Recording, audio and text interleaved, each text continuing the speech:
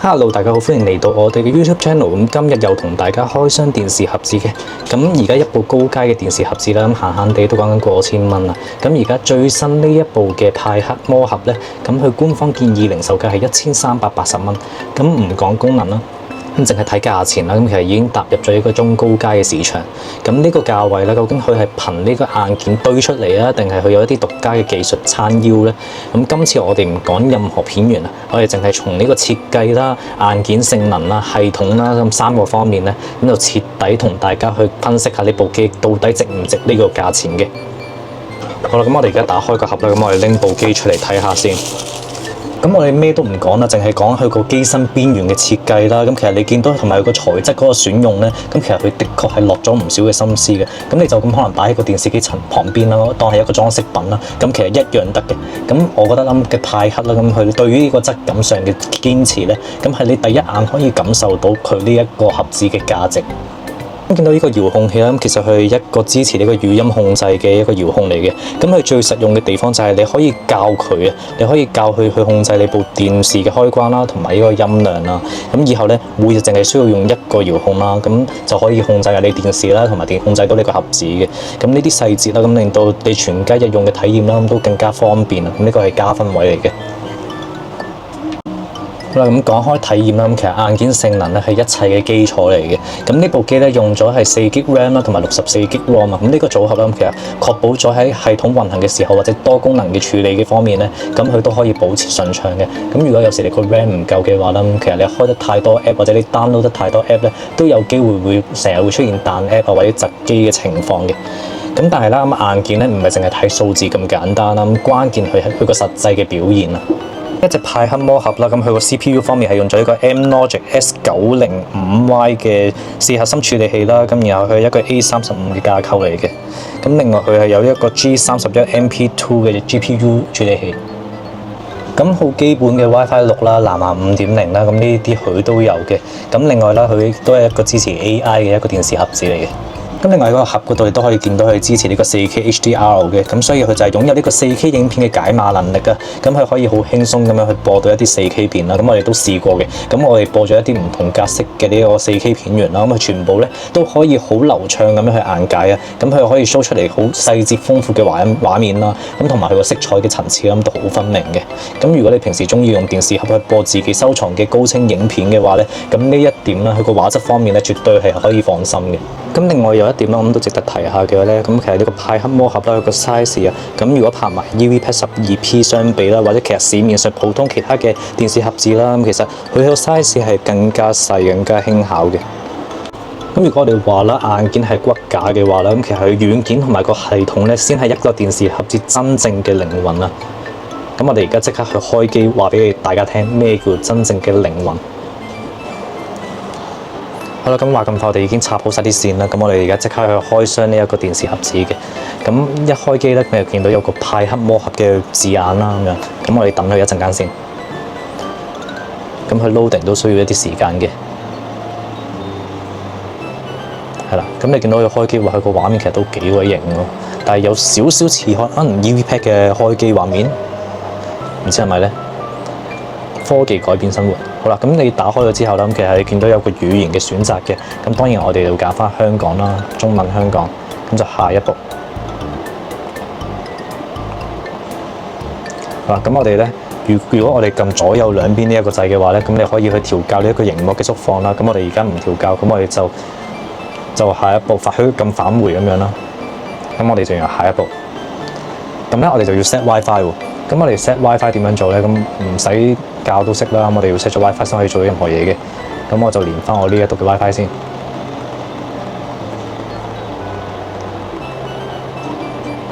咁呢一個咧，我覺得係一個缺點嚟。你見唔見到啊？我平時嗰啲 WiFi 啦，其實我除咗 Gadget Hero 之外咧，咁其實佢後邊咧會有可能 2.4G 啊、5G 咁樣嘅。咁但係佢顯示出嚟嘅界面咧好鬼短啊！佢就係顯示到 Gadget Hero，但係見唔到後邊究竟係 2.4G 啊定係 5G。咁我覺得呢一個係一個缺點嚟嘅。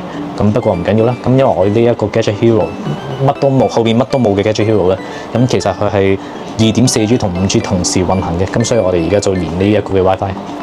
咁我哋而家就連緊個 WiFi 先。好啦，成功建立連線啦。咁我又退出翻啦，咁就撳下一步嘅。咁我哋因為已經連咗個 WiFi 啦，咁所以我哋而家個時間咧係11:25啦，咁佢係已經更新咗噶啦。下一步，咁免責聲明其實我都唔使我撳，佢自己會係咁自動 load 自己 load 完之後同意。咁我哋正式可以進入畫面。好啦，咁我哋入到去個界面係咁樣啦。咁其實你見到佢成個遙控器體驗啦，我覺得都幾 smooth 幾順暢嘅。咁我哋入去個設定嗰度睇下啦。咁其實都係同平時嗰啲電視盒子一樣啦，咁佢都係有 WiFi 啊，咁樣冇乜太大嘅分別嘅。咁佢有一個賣點啦，其實都係一個比較聰明嘅設計咧。咁就係佢係有一個叫做無感系統升級啊。咁即係話啦，咁其實所有嘅系統更新啦，咁都會喺後台嗰度默默完成嘅。咁等你下一次開機嘅時候咧，其實已經係一個最新嘅版本，唔需要你再去手動去設置啊、去操作啊。咁對於怕麻煩嘅人嚟講咧，其實呢一個功能咧係相當之貼心嘅。咁我哋入埋去睇下佢所有 app 有啲咩 app 先啦。咁其實佢開機咧，咁你見到有 YouTube 啦，有呢一個 Emotion Store 啦，有 Netflix 啦，有設定啦，有 Google Play Store 啦。咁有個 Home 字啦 ，Home 呢個其實係一個瀏覽器嘅功能嚟嘅。咁亦都有呢個檔案嘅管理啊 ，File Browser 啦。咁有一個 Player 啦 ，Media Center 啦。咁亦都有一啲媒體播放器啊 ，Speedtest 啊 ，Google Chrome 啊等等嘅呢一啲應用程式嘅。咁同其他嘅電視盒子一樣啦，咁其實佢裝 app 嘅方法都好簡單啦，咁就係上某一個網址度搞掂嘅。咁我哋上網址咧，咁就係用 Home 嗰個瀏覽器。咁我哋入去咧都係會見到 Google 嘅畫面。咁入咗指定嘅網址之後咧，咁我哋就可以去睇到一啲你想睇嘅開心內容啦。好啦，咁時間過得好快，我就已經下載咗要下載嘅 app 啦。咁呢一個電視盒子咧，佢用個 app 咧個名叫 C-Joy 啊，咁就一個海洋咁嘅樣啦，咪好開心咁嘅樣啦咁樣。咁我哋而家入去個 C-Joy 入去睇下先。咁我哋入到去啦，咁佢叫海樂 TV 啦。咁其實一入到去你就會見到有直播啦、推薦啦、電影解說啦、NF 加啦，咁大家都知係咩嚟嘅。咁有電影、電視劇、綜藝、動漫、少兒、紀錄片、粵語專區等等嘅。咁呢隻電視盒子咧，佢既然話佢係一個支持 AI 最強 AI 嘅電視盒子啦，咁我哋其實一入到去個 app 咧，我哋就會見到有推薦啊。咁推薦下邊呢一個位啦，咁其實佢寫住 AI 推薦。咁其實呢一個咧，亦都係呢個派克官方啦最落力宣傳嘅 AI 智能推薦引擎啊。咁我哋又可以點樣去理解啦？咁其實我哋實際用落嘅話咧，咁呢個功能體驗咧係喺呢一個系統嘅主頁嘅變化度。咁當我哋安裝咗可能幾個主流嘅合法嘅媒體 app 之後啦，咁其實系統啦會嘗試咧去理解我嘅觀看偏好啊，咁然後咧就喺一個聚合嘅畫面上面啦，咁就 show 咗一啲啦，咁可能適合我口味嘅節目咧去推薦俾你啊。咁個概念咧係幾好嘅，咁旨在啦咁幫你可以更加快啦去發現你想睇嘅內容啊。咁即係譬如可能我中意睇恐怖片嘅，咁可能佢而家喺個推薦嗰度咧，佢就慢慢學習咗你嘅使用習慣啦，然後就推薦多啲嘅恐怖片俾你咁樣。咁呢一個咧，咁佢除咗可以俾你令你更加快去睇到你想睇嘅內容之外啦，咁亦都唔會係喺幾個 app 之間係咁不停咁跳轉啦。咁當然啦，咁其實 AI 嘅精準度啦、準程度啦，其實需要時間去學習嘅。咁但係呢一個嘗試去整合呢一個個性化嘅思路咧，咁其實佢的確係比起其他嘅電視盒子咧，先行咗一步嘅。咁有一個功能啦，我覺得都幾好嘅。咁我哋其實喺主頁嗰度咧，將遙控器向上撳啦，咁你就會見到有歷史收藏、搜尋、設定、轉帳。咁呢個轉帳咧，唔係意思話我轉帳俾錢佢啊咁樣，唔係咁嘅意思，而係轉 account 轉帳號啊。咁我哋咧咁撳入去個轉帳啦，咁其實你就會見到好清楚寫住帳號遷移。咁咩叫帳號遷移咧？咁其實呢一個功能啦，咁其實首先你就係要掃個 QR code 啦，咁就下載呢一個手機嘅 app 啦咁樣。咁然後呢一度就有個 QR code 啦，咁佢就綁定翻你嘅手機嘅。咁而呢一個嘅轉帳功能咧，係一個跨設備嘅無縫流轉體驗啊。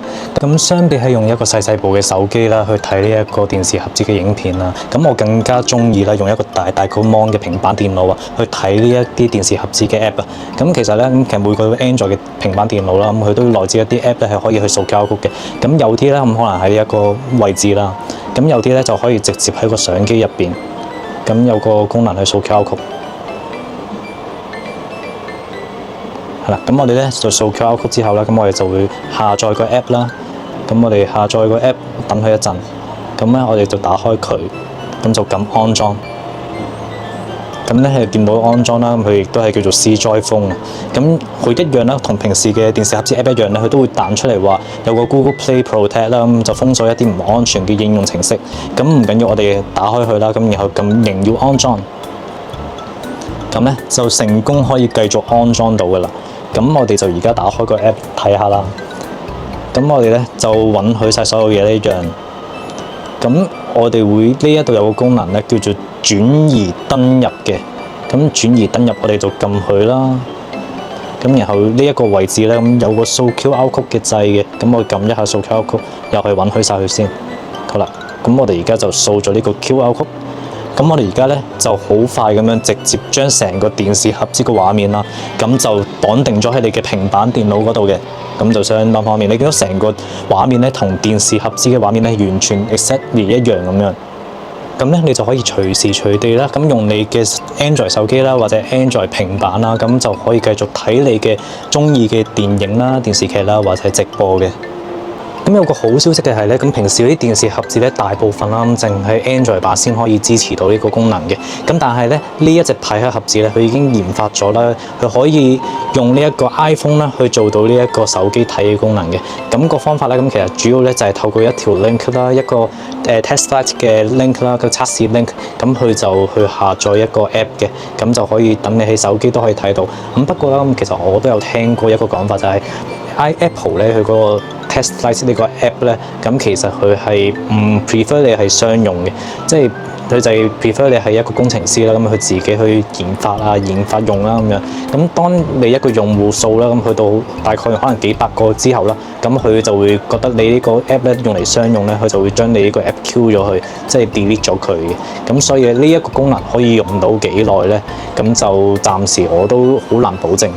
咁但係起碼暫時呢一刻嚟講啦，咁 iPhone 咧都可以用到呢個功能嘅，冇錯啦。iPhone 咧就係 download 翻呢個 C-Joy TV，咁我哋開啟佢，咁一樣咧就見到有個 C-Joy TV 嘅界面啦，來自開發者嘅，咁我哋撳繼續啦，咁然後繼續啦咁樣，咁一樣咧就會見到有呢個帳號密碼啦、帳號轉移啦、數碼登入呢三個選項嘅。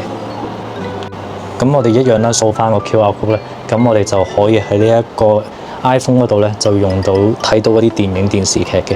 咁同我頭先喺個平板電腦唔同啦，平板電腦係一個成個電視盒子嘅畫面嚟嘅，係一個橫屏嘅畫面。咁而如果你用 iPhone 去 download 嘅話啦，咁其實係一個直屏嘅畫面，咁就有少少感覺上似可能網飛貓啊咁嘅 app 嘅。咁一樣有晒啲直播啦、回看啦、影片啦等等嘅。